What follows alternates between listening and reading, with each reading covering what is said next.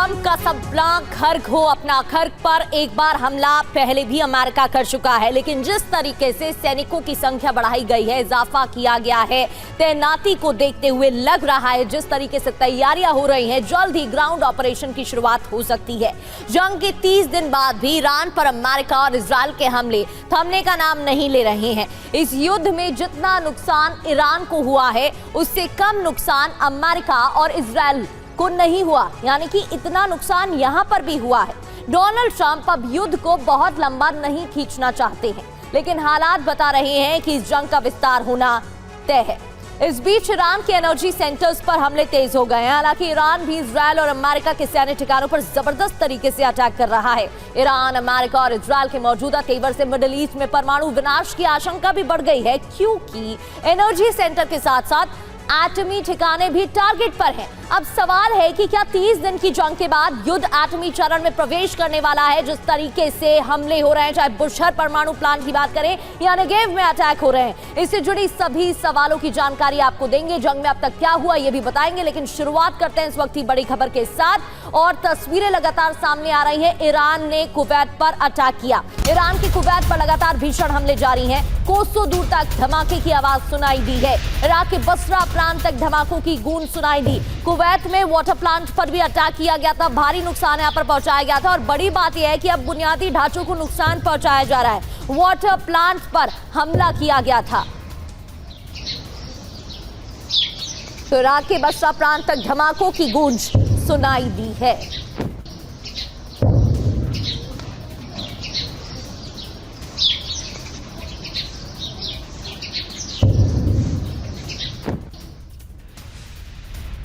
और ईरान ने दागी इजराइल की ओर मिसाइल। इजराइल के नेगेव की ओर हमले का वीडियो भी सामने आया है।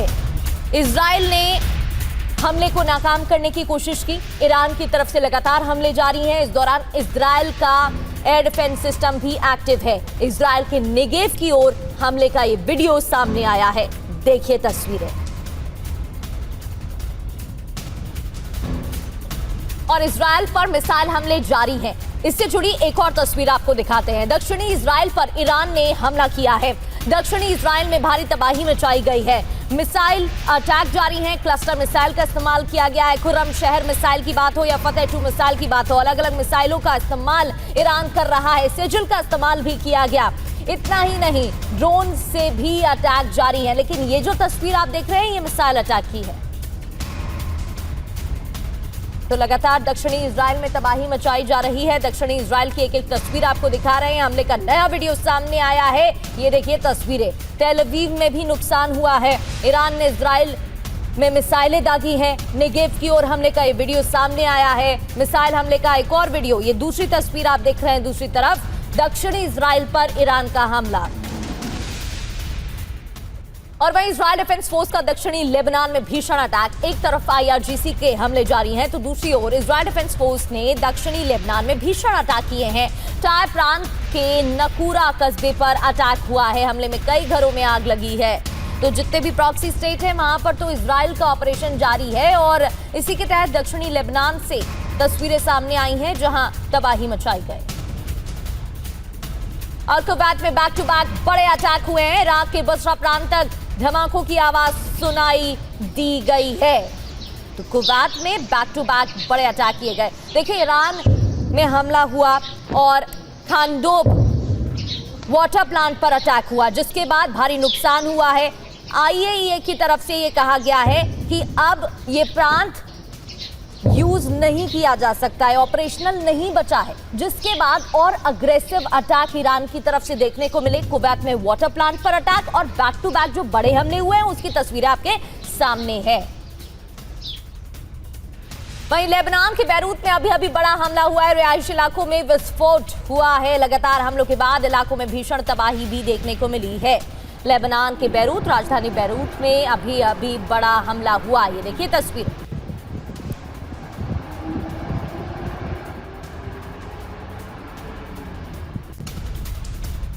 और ईरान पर हमले की नई लहर। तेहरान पर बहुत बड़ा हमला हुआ है। रक्षा मंत्रालय को टारगेट किया गया है।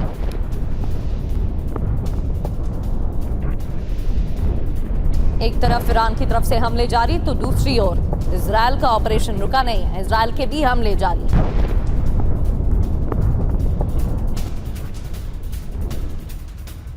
और खर्क पर पहली बार डोनाल्ड ट्रंप का कबूलनामा सामने आया है। खर्क द्वीप पर कब्जे का विचार कर रहे हैं, ये बड़ी खबर है। डोनाल्ड ट्रंप ने क्या कहा है? कब्जे का विचार कर रहे हैं खर्क पर। ईरान का तेल कब्जे में लेना चाहता हूं, फाइनेंशियल टाइम्स से बोले हैं डोनाल्ड ट्रंप। फाइनेंशियल टाइम्स से ये बात कही है। देखिए, जितने भी ऑब्जेक्टिव्स की बात हम कर रहे थे उसमें ये ऑब्जेक्टिव भी शामिल रहा है और अब ये बात डोनाल्ड ट्रंप ने कबूली है।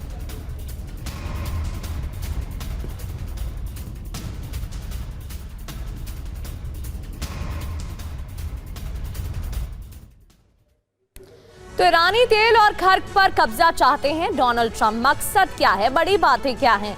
ट्रंप ने ईरान को तेल और खर्क पर कब्जे की बात कही है, लेकिन इसके पीछे की मंशा क्या है? ट्रंप ने खर्क द्वीप को आसान टारगेट भी बताया है अपने इंटरव्यू में। ट्रंप ने कहा ईरान की डिफेंस लाइन कमजोर है, करीब 3000 और टारगेट पर हमले की चेतावनी दी गई है। फाइनेंशियल टाइम्स से बातचीत करते हुए ये कहा गया है, लेकिन मायने क्या है? ईरान पर दबाव बढ़ाने की हार्ड लाइन रणनीति, सैन्य धमकी और बातचीत दोनों साथ चल रहे हैं। बड़ी बात है, एक तरफ तैयारी जंग की और दूसरी ओर बातचीत भी हो रही है। तेल पर कंट्रोल की बात वैश्विक मार्केट के लिए संकेत। मिडिल ईस्ट में तनाव और बढ़ सकता है।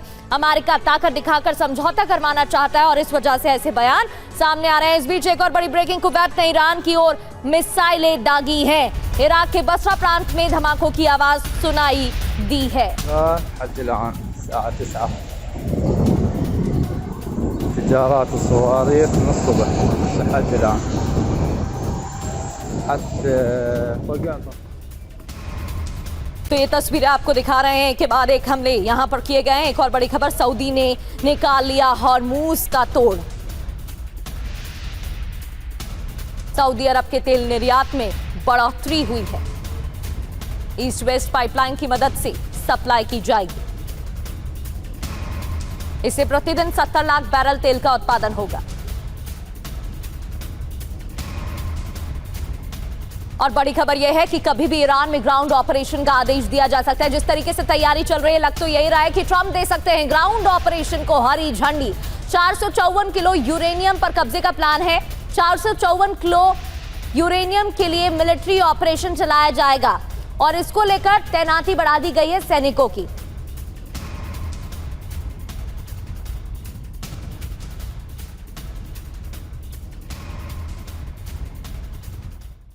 तो मिशन 454 किलो यूरेनियम है। क्या ये मिशन?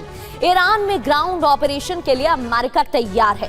ट्रंप कभी भी ग्राउंड ऑपरेशन का आदेश दे सकते हैं और इसके तहत यूरेनियम हासिल करने के लिए स्पेशल मिलिट्री ऑपरेशन भी चलाया जाएगा।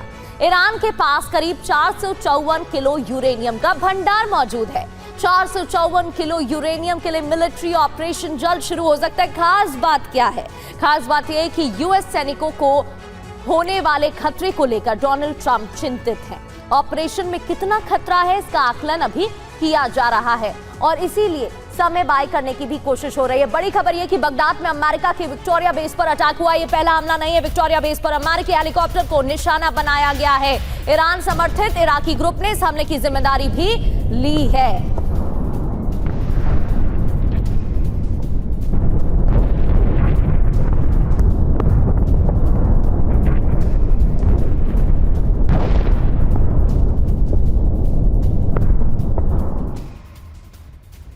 और इजरायली पीएम नेतन्याहू ने ईरान को चेतावनी दी है। बेंजामिन नेतन्याहू ने क्या कहा? मिडिल ईस्ट का चेहरा बदलने का सपना पूरा करेंगे, दुश्मन को हम चौंका देंगे।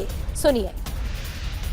और वहीं अमेरिकी राष्ट्रपति डोनाल्ड ट्रंप ने भी बड़ा बयान दिया। ईरान के साथ युद्ध में हम काफी आगे हैं, ये बात कही गई है।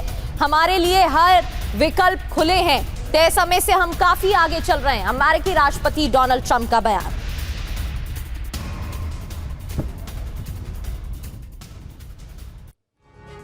और अब हम आपको बताते हैं कि ईरान में डोनाल्ड ट्रंप की ग्राउंड ऑपरेशन की रणनीति क्या है।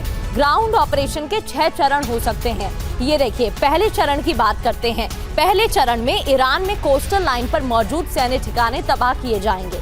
इसके लिए भीषण एयर स्ट्राइक की तैयारी की जाएगी। फाइटर जेट और बॉम्बर्स का इस्तेमाल होगा। एंटी शिप मिसाइल, सी ड्रोन का इस्तेमाल भी किया जा सकता है। दूसरे चरण की बात करें तो दूसरे चरण में भारत के द्वीपों का ईरान से कनेक्शन काटा जाएगा, जिसके बाद सभी द्वीपों पर अमेरिका कब्जा कर सकता है। तीसरे चरण में हॉर्मुज स्ट्रेट में लगी सी माइंस हटाई जाएंगी। इसके लिए ब्रिटेन से माइंस ब्रेकर शिप पहुंच रहा है, जो ऑपरेशन शुरू करने वाला है। आपको याद होगा, हमने आपको जानकारी दी थी कि ब्रिटेन माइंस हटाने के लिए अपना जहाज भेज रहा है, तो उस रणनीति का इस्तेमाल यहां पर किया जा सकता है। चौथे चरण की बात करें तो इस फोर्थ फेज में खर्क समेत दूसरे द्वीपों पर कब्जा करने की तैयारी है और इसके लिए मरीन कमांडो को उतारा जाएगा। पांचवें चरण में खर्क द्वीप से ईरान में कमांडो उतारे जाएंगे, जो हेलीकॉप्टर या पैराशूट से ईरान में घुसेंगे, एंटर करेंगे। जबकि छठे चरण में ईरान के अंडरग्राउंड ठिकानों को नष्ट किया जा सकता है। पहाड़ों के नीचे सुरंग में मौजूद मिसाइल गोदाम भी तबाह किए जा सकते हैं। इन रणनीति के तहत तो ये 6 चरण है जिसके तहत हमले कर सकता है अमेरिका और ऑपरेशन को दे सकता है अंजाम। इस बीच एक और बड़ी खबर का रुख कर लेते हैं। ईरान के कियान शहर पर बड़ा हमला, IRGC के ठिकानों को टारगेट किया गया है। तो IRGC के ठिकानों को टारगेट, भंडारण केंद्र तबाह किया गया है। अहम ठिकानों पर हमले हो रहे हैं।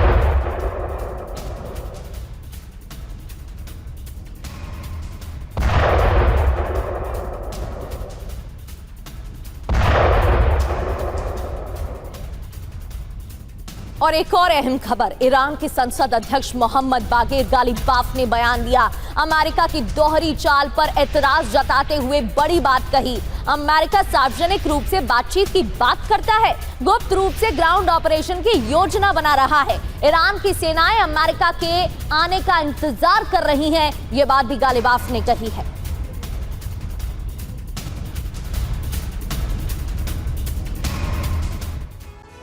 तो एक तरफ तो ग्राउंड ऑपरेशन की तैयारी हो रही है, गालिबाफ ने कहा, दूसरी ओर योजना बनाई जा रही है बातचीत की भी। ये कैसे मुमकिन है? बिग वॉल के जरिए आपको बताते हैं कि अब तक क्या कुछ कहा गया है। तेहरान टाइम्स ने यूएस सैनिकों की तस्वीर छापी और इस तस्वीर के साथ लिखा एक पोस्ट। क्या लिखा? नरक में आपका स्वागत है, हम आपका इंतजार कर रहे हैं। ये ईरान की तरफ से जो बात कही गई है वो इस पोस्ट में लिखा गया।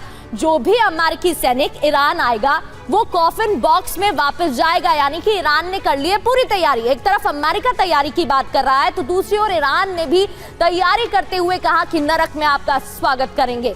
तेहरान में लड़ाकू विमानों की गर्जना से दहशत देखने को मिली जब शहर में काफी नीचे तक लड़ाकू विमान उतरे। देर रात हमला जारी रहा। लड़ाकू विमानों से तस्वीरें सामने आई हैं। लड़ाकू विमानों की नीची उड़ान से दहशत फैली। करीब रात 11:30 बजे की घटना जब लड़ाकू विमानों ने दहशत फैलाई। ये देखिए तस्वीर।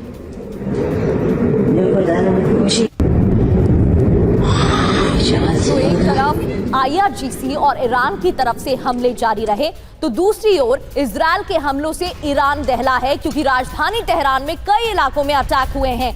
मेहराबाद हवाई अड्डे की बात करें तो यहां पर भी धमाका हुआ। हवाई अड्डे के पास धमाकों की आवाज सुनी गई। ये देखिए तस्वीरें, एक के बाद एक धमाके लाल घेरे के जरिए आपको बताने की कोशिश कर रहे हैं और काले धुएं का गुबार भी नजर आ रहा है।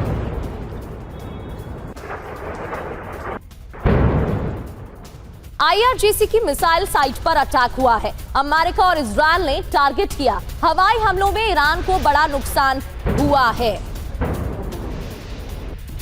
और ईरान की तबरीज में विध्वंसक हमला उस वक्त हुआ जब पेट्रोकेमिकल संयंत्र पर हमले से तबाही मचाई गई। हमले के बाद संयंत्र में भीषण आग लग गई। पेट्रोकेमिकल संयंत्र पर हमले की तस्वीरें देखिए।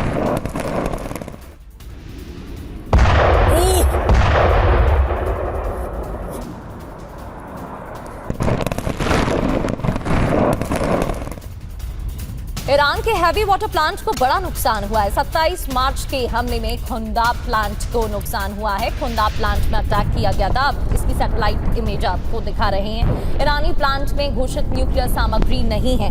IAEA की तरफ से ये बात कही गई है कि ये जो प्लांट है इसको भारी नुकसान हुआ है। अब ये ऑपरेशनल नहीं बचा है। पहले आसपास के इलाके को खाली किया गया था, अब वापस से उपयोग के लिए हामी भर दी गई है, लेकिन भारी नुकसान इस प्लांट को, और अब ये नहीं बचा है ऑपरेशनल। ईरान वाटर प्लांट पर हमला हुआ और जंग पर डोनाल्ड ट्रंप का सोशल मीडिया पर एक और पोस्ट सामने आया। कहा, ईरान के लिए आज बड़ा दिन है। हमने ईरान में सभी टारगेट तबाह किए हैं। हमारी सेना दुनिया की सबसे घातक सेना है। ये बात भी डोनाल्ड ट्रंप ने अपने पोस्ट के जरिए कही। देखिए, बिग डे इन ईरान।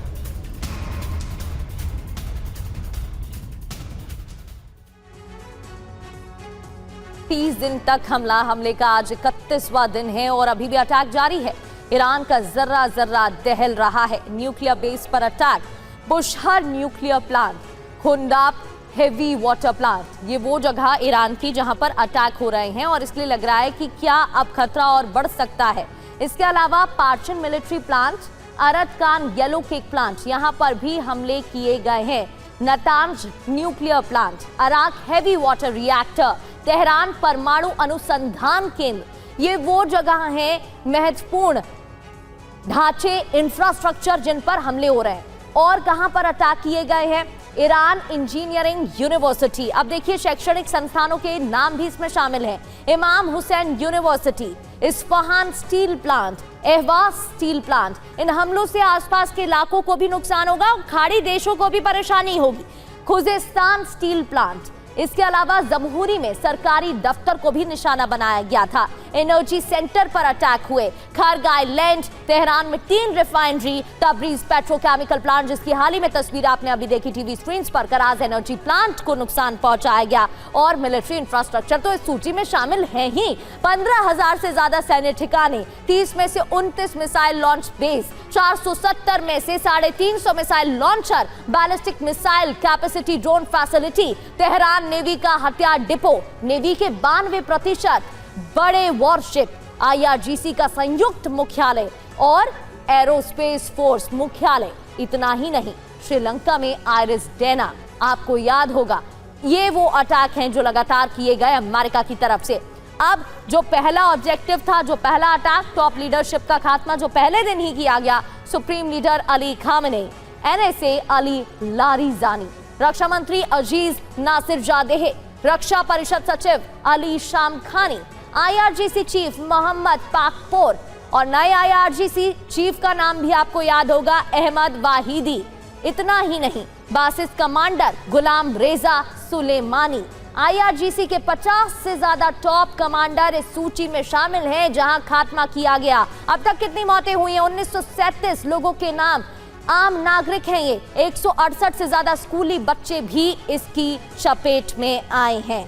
आगे बढ़ते हुए बात एक और बड़ी खबर की। इजराइल में हो सकता है मिसाइल संकट, तेजी से खत्म हो रही है इजराइल की मिसाइलें। एक तरफ बेंजामिन नेतन्याहू की तरफ से, इजराइल के PM की तरफ से बड़े बयान सामने आए हैं, दूसरी ओर जो आंकड़े सामने आ रहे हैं वो चौंकाने वाले हैं। डिफेंस सिस्टम के लिए खत्म हो रही है मिसाइल। रूसी खुफिया एजेंसी ने रिपोर्ट जारी की है। युद्ध लंबा खिंचेगा तो इजराइल को परेशानी होगी।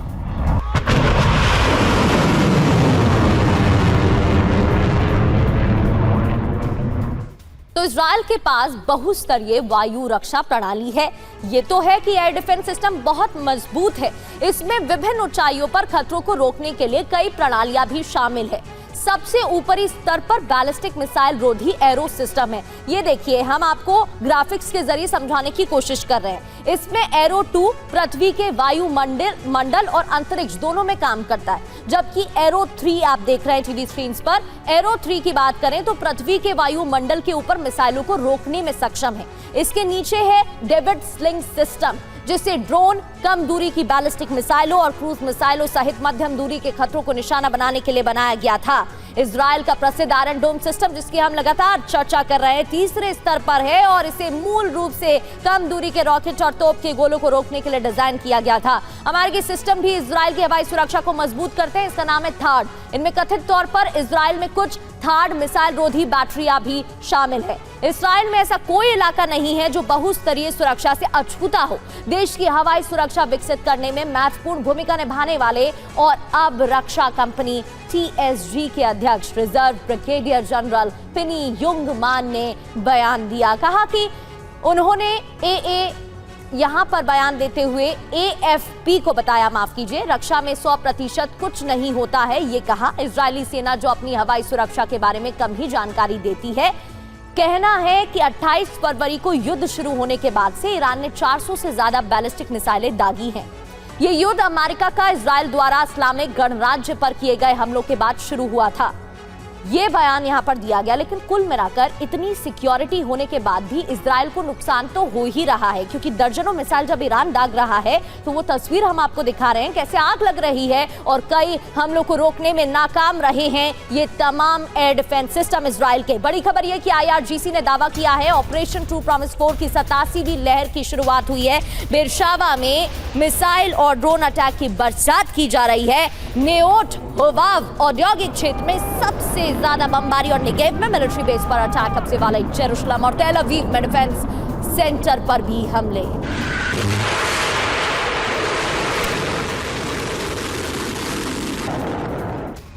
और अब बात करते हैं इजराइल के बीर शेवा की। ईरानी मिसाइल यहां पर गिरी है। TV9 के कैमरे में ये मिसाइल कैद हुई है, ये तस्वीरें कैद हुई हैं। मनीष झा हमारे सहयोगी लगातार ग्राउंड जीरो पर मौजूद है और इजराइल से आपको एक एक तस्वीर दिखा रहे हैं। मनीष झा की रिपोर्टिंग के दौरान मिसाइल गिरी, आपको दिखाते हैं हमारे सहयोगी मनीष झा की एक्सक्लूसिव रिपोर्ट। टीम आपको बेरशेबा इलाके में मौजूद है जहां पर हम देख सकते हैं और ये देखिए ठीक सर के ऊपर से, और ये बहुत जोरदार धमाका यहाँ पर देख रहे हैं आप। TV9 की टीम इस वक्त बेरशेबा इलाके में मौजूद है और ठीक इस इलाके में जहां लगातार एक के बाद एक मिसाइलों से आज अटैक होते रहे और अभी फिर ठीक जिस वक्त बेरशेबा के इलाके से हम गुजर रहे हैं तब हमने देखा कि किस तरीके से यहाँ पर अटैक हुआ है और मिसाइलों के अटैक के बाद जोरदार आवाज़ सुनाई देती और ये देखिए भयानक जोर से आवाज़ थी, बहुत ज़्यादा। रोहित थोड़ा संभल के, ऐसा लगा जैसे कि एकदम हमारे सर के ऊपर में कहीं गुजरा हुआ हो और उस समय आवाज़ एक साथ बेरशेबा के। हाँ, आप देखिए इस वक्त पूरे इलाके को हम आपको दिखा रहे हैं। ये यहाँ पर सीन है कि इस वक्त आप देखिए अचानक ही जैसे लग रहा है कि सन्नाटा छा गया हो, लेकिन बेरशेबा के इस इलाके में जहां पर कि इस वक्त पहले सायरन बजे, हम गाड़ी से जा रहे थे और फिर हमने गाड़ी रोकी और फिर हमें आसमान में तुरंत ही मिसाइल दिखे और फिर यहाँ पर एयर डिफेंस सिस्टम की तरफ से हमने उस मिसाइलों को इंगेज होते हुए देखा। लेकिन सबसे बढ़कर बात ये थी कि बेरशेबा के इस इलाके में जहाँ पर कि लगातार 20 से अधिक जगह पर मिसाइल का इम्पैक्ट पड़ा था और अभी भी हम वो आवाज़ सुन पा रहे हैं कि ऐसा लग रहा हो जैसे कि ठीक आसमान में कहीं ऊपर में इंटरसेप्ट हो रहे हैं और उसके बाद उसका इम्पैक्ट लगातार आवाज़ सुनाई पड़ रही है। एक के बाद एक बहुत सारे आवाज़ साफ तौर पर हम सुन पा रहे हैं और ये स्थिति बेरशेबा के पास अभी बनी हुई है। और बेरशेबा के केमिकल प्लांट से संवाददाता मनीष झा की एक और रिपोर्ट आपको दिखाते हैं, देखिए। क्योंकि केमिकल प्लांट में आग लगी है और इसीलिए इस वक्त ये जांच की जा रही है कि कहीं कोई केमिकल रिसाव तो नहीं हुआ है। इस वक्त आप देखिए कि जो स्पेशलिस्ट की टीम है वो इस वक्त केमिकल रिसाव को चेक करने के लिए, क्योंकि जब TV9 की टीम यहाँ पर मौजूद है और उस वक्त TV9 की टीम दरअसल यहाँ पर खुद भी उस धुएं के साथ में जो एक रिसाव का गंध होता है उसको महसूस कर सकती है और इसीलिए मुझे लगता है कि स्वास्थ्य कारण से हमें भी थोड़ा दूर जाना चाहिए बजाय इसके।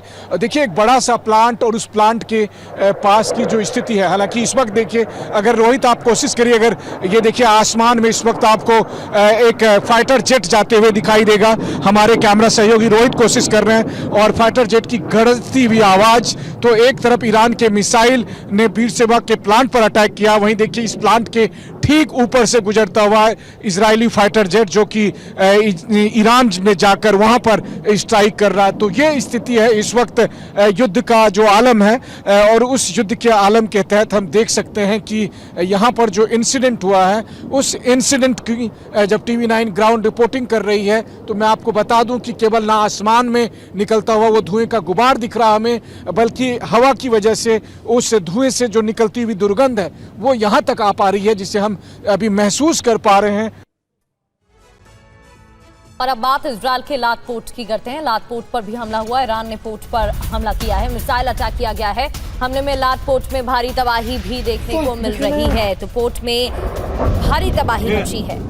ईरान ने हमला किया, लाद पोर्ट की तस्वीरें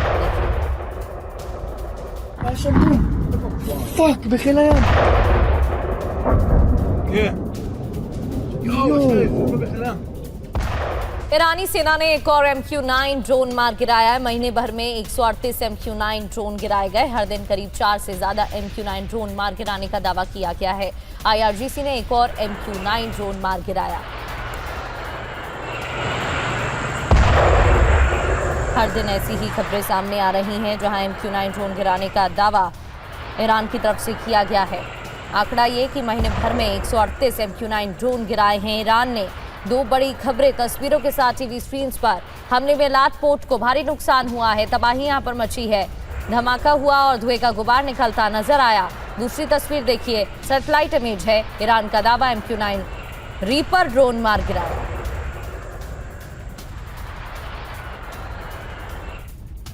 और इजरायली संसद नेसेट में हड़कंप मच गया। संसद में चल रहा था युद्ध पर मंथन, लेकिन इस दौरान हंगामा हो गया। युद्ध पर चर्चा के दौरान ईरानी हमले की खबर, नेसेट की कार्यवाही बीच में रोकी गई। जैसे ही हमला हुआ, लोग इधर उधर भागे। अलर्ट के बाद बंकरों में अधिकारी भागे। हेडक्वार्टर में युद्ध पर चर्चा रोक दी गई। और इजराइल के बीर शेबा में जिस केमिकल प्लांट के पास मिसाइल गिरी, ईरानी अटैक हुआ, वहां पहुंचा TV9 भारतवर्ष। आपको वॉर जोन से मनीष झा की ग्राउंड रिपोर्ट दिखाते हैं। TV9 की टीम इस वक्त बेर सेवा इलाके में मौजूद है। नेगेव रेगिस्तान का ये इलाका इजराइल का सबसे मशहूर इंडस्ट्रियल इलाका है और यहाँ पर ईरान के मिसाइल ने डायरेक्ट हिट किया। हालांकि इजराइल अथॉरिटी का कहना है कि मिसाइल का टुकड़ा गिरा था और उसकी वजह से यहाँ पर एक बड़े से केमिकल प्लांट पे यहाँ पर सीधे क्षति पहुँची है और आग लग गई और उसकी वजह से अभी भी आप आसमान में निकलता हुआ धुआं देख पा रहे होंगे। तो ये पूरा इलाका जो कि यहाँ पर एक रोटेम केमिकल प्लांट का इलाका था और इसमें आकर मिसाइल के टुकड़े गिरे और फिर उसकी वजह से यहाँ पर आग लग गई और फिर लगातार यहाँ पर धुआं निकलता रहा। इस वक्त भी जब TV9 की टीम यहाँ पर पहुँची है, तेल अवीव से आप देख सकते हैं कि फायर ब्रिगेड की गाड़ी अंदर जा रही है। इसके अलावा कई फायर ब्रिगेड और एम्बुलेंस की गाड़ी यहाँ पर मौजूद है। बल्कि रोहित पहले ही वो दिखाइए जरा सा अंदर जाते हुए फायर ब्रिगेड की एक और गाड़ी देखिए, दूसरी ये एक और गाड़ी इस वक्त अंदर गई है। तो और ये एक तीसरी गाड़ी भी देखिए कि ये भी फायर ब्रिगेड की अंदर जा रही है। तो ये आलम तब है जब तेल अवीव से यहाँ तक आने में हमें भी 1 से 1.5 घंटे का सफर लगा, लेकिन 1.5 घंटे बाद भी फायर ब्रिगेड की गाड़ियों के आने का सिलसिला थमा नहीं है। वहीं दूसरी तरफ एक और फायर ब्रिगेड की गाड़ी को इस वक्त आप देख रहे हैं जहां जो कि यहाँ पर खड़ी हुई है। वहीं दूसरी तरफ आप देखिए कि ये जो इंडस्ट्रियल इलाका है, इसमें देखिए कि अलग अलग बहुत से प्लांट है, जिसमें से जो आग लगी थी वो एक केमिकल प्लांट में आग लगी थी और यहाँ पर आप देख सकते हैं कि अलग अलग तरह के प्लांट हैं जो कि यहाँ पर मौजूद है। और ईरान दुनिया को लगातार चौंका रहा है। ट्रंप ने ईरान पर हमले से पहले जैसा सोचा था, परिणाम ठीक उसके उलट है। जैसा सोचा गया था वैसा हो नहीं रहा है। इजराइल और अमेरिका की लगातार बमबारी के बावजूद ईरान का हौसला खत्म नहीं हुआ है। झुकने की जगह ईरान अमेरिका को युद्ध के लिए ललकार रहा है। और आगे बढ़ते हुए अब बात करते हैं देश की सियासत की। बात बंगाल चुनाव से जुड़ी खबर की करते हैं। बड़ी खबर है, चुनाव आयोग से बीजेपी डेलीगेशन की मुलाकात। बंगाल चुनाव को लेकर इलेक्शन कमीशन के साथ बैठक। बंगाल में चुनाव हाईजैक की कोशिश, किरण रिजिजू ने कहा। बंगाल में लोगों को डराया जा रहा है। सीएम ममता बनर्जी लोगों को धमका रही हैं, ये भी किरण रिजिजू ने कहा। पश्चिम बंगाल में आतंक का राज है, ये भी कहा गया। चुनाव को पूरा हाईजैक करने के लिए, लोकतंत्र को पूरा कब्जा करके, लोगों को अपना मत देने का अधिकार को वंचित रख करके, डरा धमका करके पश्चिम बंगाल में जो तबाही मचा रखा है, वहाँ के मुख्यमंत्री ममता बनर्जी और तृणमूल कांग्रेस ने जो हालात बना के रखा है, उसको लेकर के गंभीर चर्चा इलेक्शन कमीशन ऑफ इंडिया के साथ हम लोगों ने बैठक की। इलेक्शन कमीशन पूरे टीम अधिकारियों के साथ हम लोगों का एक एक पॉइंट को सुना और हमने एक एक पॉइंट बारीकी से बताया कि मुख्यमंत्री खुद किस तरीके से वहाँ के वोटरों को घर घर तक धमकी दे करके कि जो बीजेपी को वोट देगा उसको नहीं छोड़ा जाएगा।